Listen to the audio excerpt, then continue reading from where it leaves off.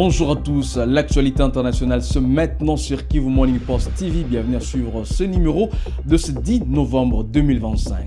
Le gouvernement de la République démocratique du Congo a salué le paraphe le 7 novembre 2025 à Washington DC du cadre d'intégration économique régionale entre la République démocratique du Congo et le Rwanda. Dans un communiqué officiel, Kinshasa a rappelé que sa mise en œuvre est strictement conditionnée à l'exécution complète des engagements de l'accord de paix du 27 juin 2025. Vanessa Habanza. Le gouvernement de la République démocratique du Congo a salué les paraphes le 7 novembre 2025 à Washington du cadre d'intégration économique régionale entre la RDC et le Rwanda. Dans un communiqué officiel, Kinshasa a rappelé que sa mise en œuvre est strictement conditionnée à l'exécution complète des engagements de l'accord de paix du 27 juin 2025. Le gouvernement rappelle que la mise en œuvre effective de ces cadres prendra effet au terme de la bonne exécution du CONOPS annexé à l'accord de paix du 27 juin 2025 et de l'ordre opérationnel adopté par le parti dans le cadre du mécanisme conjoint de coordination de sécurité approuvé par le comité conjoint de surveillance. Lors de la 4e réunion du comité conjoint de suivi de l'accord de paix facilité par les États-Unis, les deux pays ont évalué les progrès accomplis et identifié les retards dans l'exécution des accords. Les CIR définit désormais les priorités de coopération économique et de développement, traduisant le dividende attendu de la paix en opportunités concrètes de croissance pour les populations. Le gouvernement congolais souligne que l'application effective du cadre économique dépendra de la bonne exécution du concept d'opération CONOPS et de l'ordre opérationnel validé par le mécanisme conjoint de coordination des sécurités garantissant ainsi que sécurité, stabilité et développement restent indissociables. Selon les communiqués officiels, cela établit un lien indissociable entre sécurité, stabilité et développement et souligne que le rétablissement d'une paix intégrale doit précéder les affaires économiques.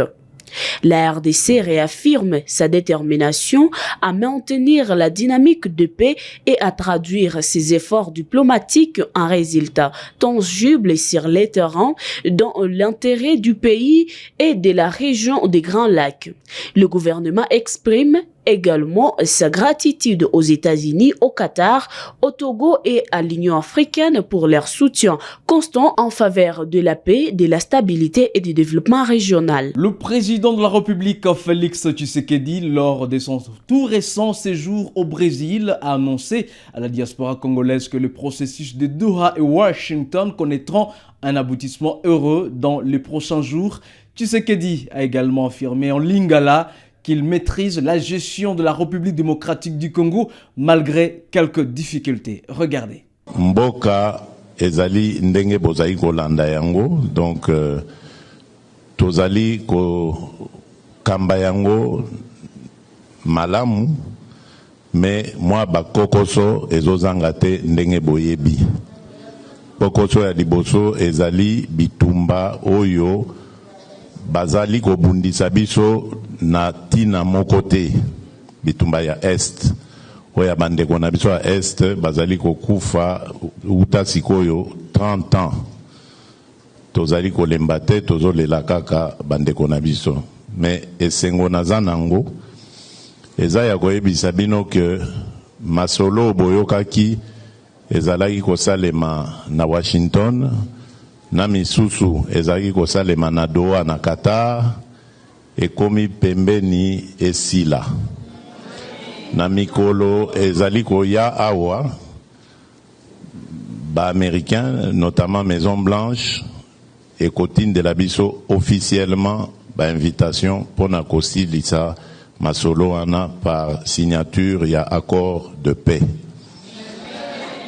Kasi tozali ba naïf te, toyebi ke bitumba wana biso te mutu tolukaka yango. Bitumba wana balukeli biso yango po na bwanya o ezali na mboka na biso.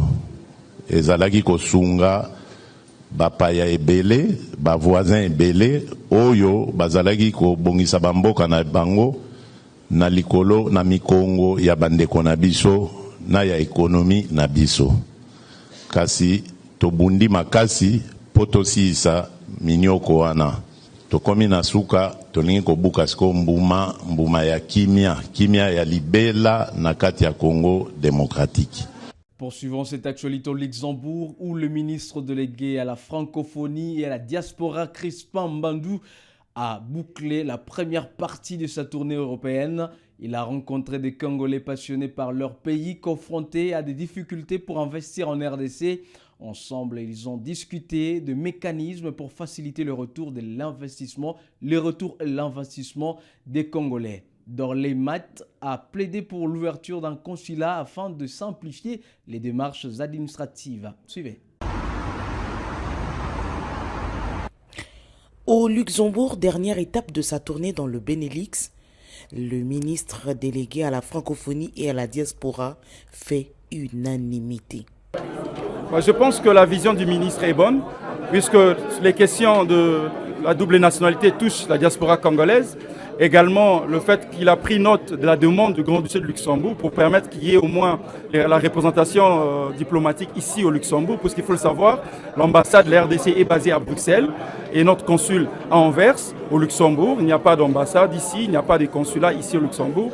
Et ça veut dire qu'il nous a écoutés et nous avons également compris sa vision. Et je pense qu'ensemble, nous pourrons avancer pour le bonheur du peuple congolais et surtout pour ceux qui habitent le Grand-Duché de Luxembourg parce qu'ils sont restés attachés à leur pays qui est la République démocratique du Congo.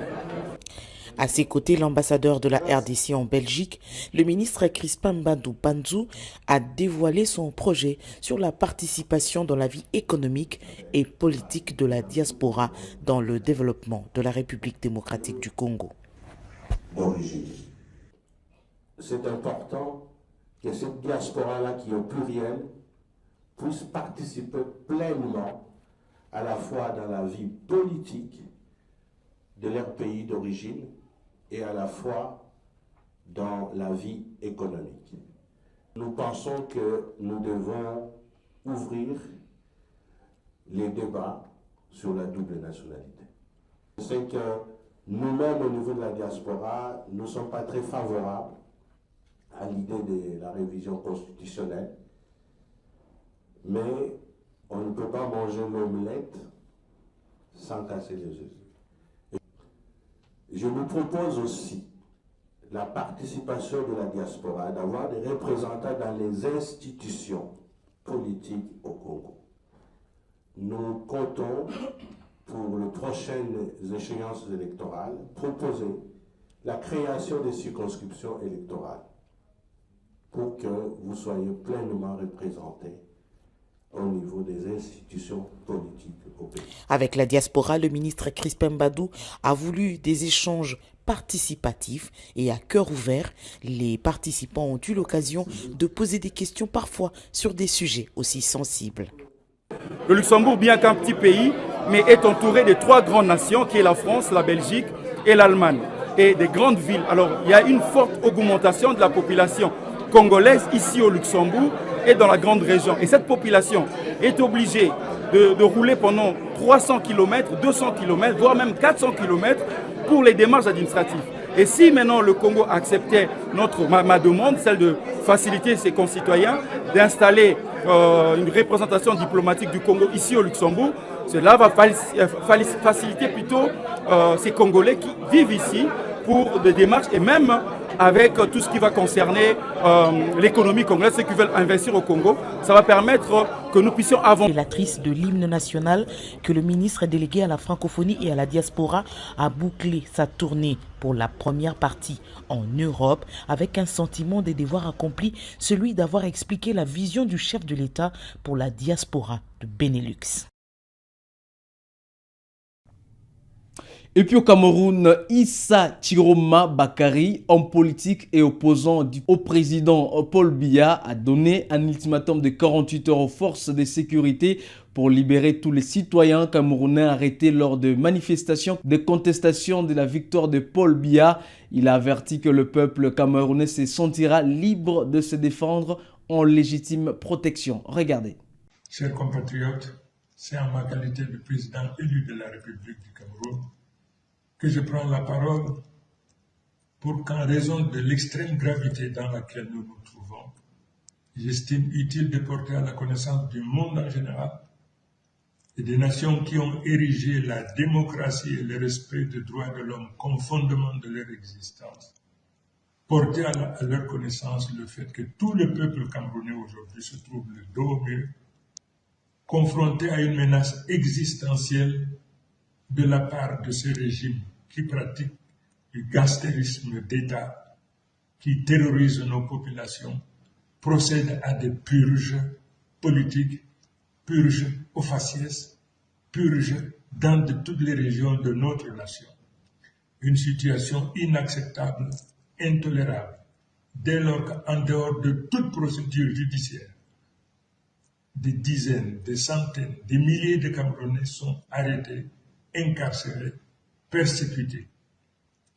Je voudrais donc également attirer l'attention de tous les Camerounais, mais en particulier de tous ceux qui ont foi en Dieu, du sacrilège, de la profanation auquel s'est livré le président Biya lors de la soi-disant prestation de serment.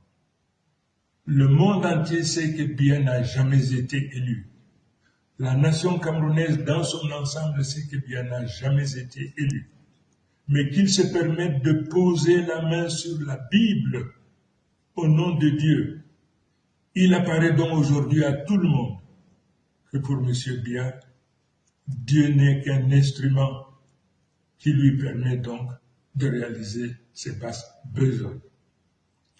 Je voudrais donc dire à ce régime qui pratique du gangstérisme d'État, qui se livre à du terrorisme d'État, qui arrête à tour de bras, qui procède à des purges ethniques, des purges au faciès sur l'ensemble du territoire.